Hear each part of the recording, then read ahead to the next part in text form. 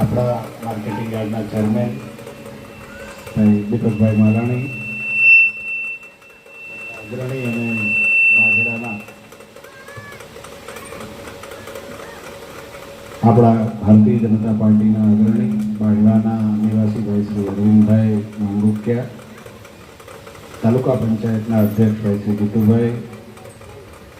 પૂર્વ તાલુકાના મહામંત્રી ભાઈ શ્રી પ્રકાશભાઈ, સરપંચ અમે તરમાશિયા નીકળ્યા અહીં